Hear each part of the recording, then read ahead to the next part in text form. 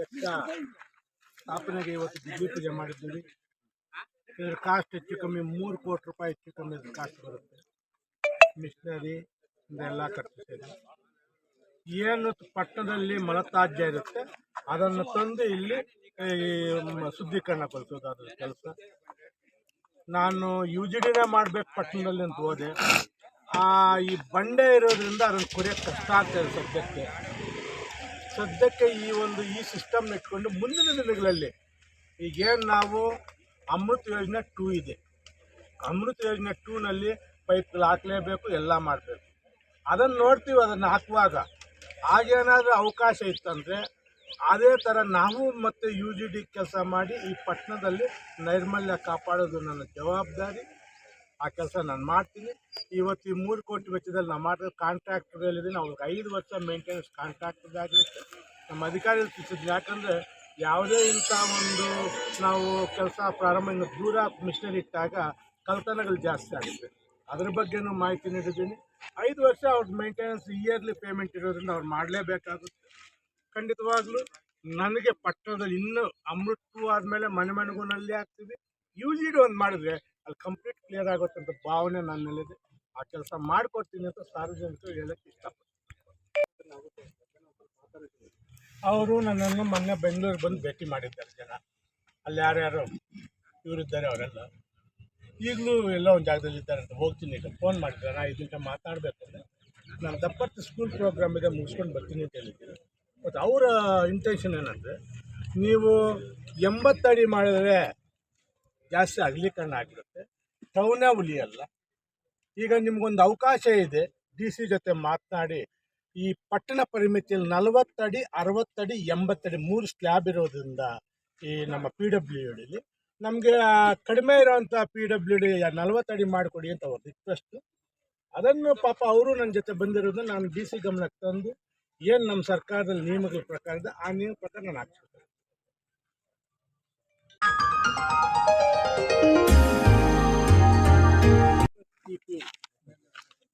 ಈ ಒಂದು ಶುದ್ಧೀಕರಣ ಘಟಕ ಸ್ಥಾಪನೆಗೆ ಇವತ್ತು ದಿಗ್ಗಿ ಪೂಜೆ ಮಾಡಿದ್ದೀವಿ. ಇದರ ಕಾಸ್ಟ್ ಹೆಚ್ಚು ಕಮ್ಮಿ 3 ಕೋಟಿ ರೂಪಾಯಿ ಹೆಚ್ಚು ಕಮ್ಮಿ ಕಾಸ್ಟ್ ಬರುತ್ತೆ. ಮಿಷನರಿ ಇದೆಲ್ಲ ಖರ್ಚು ಸೇರಿ ಏನು ಪಟ್ಟಣದಲ್ಲಿ ಮಲತ್ಯಾಜ್ಯ ಇರುತ್ತೆ ಅದನ್ನು ತಂದು ಇಲ್ಲಿ ಶುದ್ಧೀಕರಣಗೊಳಿಸೋದು ಅದ್ರ ಕೆಲಸ.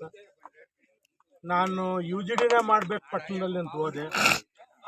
ಈ ಬಂಡೆ ಇರೋದ್ರಿಂದ ಅದನ್ನು ಕೊರೆಯೋಕ್ಕೆ ಕಷ್ಟ ಆಗ್ತಾಯಿದೆ ಸದ್ಯಕ್ಕೆ ಈ ಸಿಸ್ಟಮ್ನ ಇಟ್ಕೊಂಡು ಮುಂದಿನ ದಿನಗಳಲ್ಲಿ ಈಗೇನು ನಾವು ಅಮೃತ್ ಯೋಜನೆ 2 ಇದೆ. ಅಮೃತ್ ಯೋಜನೆ 2ನಲ್ಲಿ ಪೈಪ್ಗಳು ಹಾಕಲೇಬೇಕು, ಎಲ್ಲ ಮಾಡಬೇಕು. ಅದನ್ನು ನೋಡ್ತೀವಿ. ಅದನ್ನು ಹಾಕುವಾಗ ಆಗೇನಾದರೂ ಅವಕಾಶ ಇತ್ತಂದರೆ ಅದೇ ಥರ ನಾವು ಮತ್ತು UGD ಕೆಲಸ ಮಾಡಿ ಈ ಪಟ್ಟಣದಲ್ಲಿ ನೈರ್ಮಲ್ಯ ಕಾಪಾಡೋದು ನನ್ನ ಜವಾಬ್ದಾರಿ. ಆ ಕೆಲಸ ನಾನು ಮಾಡ್ತೀನಿ.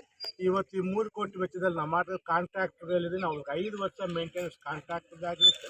ನಮ್ಮ ಅಧಿಕಾರಿಗಳು ತಿಳಿಸಿದ್ರು. ಯಾಕಂದರೆ ಯಾವುದೇ ಇಂಥ ಒಂದು ನಾವು ಕೆಲಸ ಪ್ರಾರಂಭ ದೂರ ಮಿಷನರಿ ಇಟ್ಟಾಗ ಕಳ್ತನಗಳು ಜಾಸ್ತಿ ಆಗುತ್ತೆ. ಅದ್ರ ಬಗ್ಗೆನೂ ಮಾಹಿತಿ ನೀಡಿದ್ದೀನಿ. 5 ವರ್ಷ ಅವ್ರ ಮೇಂಟೆನೆನ್ಸ್ ಇಯರ್ಲಿ ಪೇಮೆಂಟ್ ಇರೋದ್ರಿಂದ ಅವ್ರು ಮಾಡಲೇಬೇಕಾಗುತ್ತೆ. ಖಂಡಿತವಾಗ್ಲೂ ನನಗೆ ಪಟ್ಟಣದಲ್ಲಿ ಇನ್ನೂ ಅಮೃತ ಆದಮೇಲೆ ಮನೆ ಮನೆಗೂ ನಲ್ಲಿ ಆಗ್ತೀವಿ. UGD ಒಂದು ಮಾಡಿದ್ರೆ ಅಲ್ಲಿ ಕಂಪ್ಲೀಟ್ ಕ್ಲಿಯರ್ ಆಗುತ್ತೆ ಅಂತ ಭಾವನೆ ನನ್ನಲ್ಲಿದೆ. ಆ ಕೆಲಸ ಮಾಡಿಕೊಡ್ತೀನಿ ಅಂತ ಸಾರ್ವಜನಿಕರು ಹೇಳೋಕ್ಕೆ ಇಷ್ಟಪಡ್ತೀನಿ. ಅವರು ನನ್ನನ್ನು ಮೊನ್ನೆ ಬೆಂಗಳೂರಿಗೆ ಬಂದು ಭೇಟಿ ಮಾಡಿದ್ದಾರೆ ಜನ. ಅಲ್ಲಿ ಏನಂದರೆ ನೀವು 80 ಅಡಿ ಮಾಡಿದ್ರೆ ಜಾಸ್ತಿ ಅಗಲೀಕರಣ ಆಗಿರುತ್ತೆ. ನಾನು ದಪ್ಪತ್ತು ಸ್ಕೂಲ್ ಪ್ರೋಗ್ರಾಮ್ ಇದೆ ಮುಗಿಸ್ಕೊಂಡು ಬರ್ತೀನಿ ಅಂತ ಹೇಳಿದ್ದೀನಿ. ಅವರೆಲ್ಲ ಈಗಲೂ ಎಲ್ಲ ಒಂದು ಜಾಗದಲ್ಲಿ ಇದ್ದಾರೆ ಅಂತ ಹೋಗ್ತೀನಿ. ಈಗ ಫೋನ್ ಮಾಡಿದ್ದಾರೆ. ನಾ ಇದಕ್ಕೆ ಮಾತಾಡಬೇಕು ಅಂದರೆ ನಾನು ದಪ್ಪತ್ತು ಸ್ಕೂಲ್ ಪ್ರೋಗ್ರಾಮ್ ಇದೆ ಮುಗಿಸ್ಕೊಂಡು PWD 40 ಅಡಿ ಮಾಡಿಕೊಡಿ ಅಂತ ಅವ್ರ ರಿಕ್ವೆಸ್ಟು. ಅದನ್ನು ಪಾಪ ಅವರು ನನ್ನ ಜೊತೆ ಬಂದಿರೋದನ್ನು ನಾನು DC ಗಮನಕ್ಕೆ ತಂದು ಏನು ನಮ್ಮ ಸರ್ಕಾರದಲ್ಲಿ ನಿಯಮಗಳ ಪ್ರಕಾರ ಇದೆ ಆ ನಿಯಮ ಪ್ರಕಾರ ನಾನು ಹಾಕ್ಸ್ಕೊಳ್ತೇನೆ.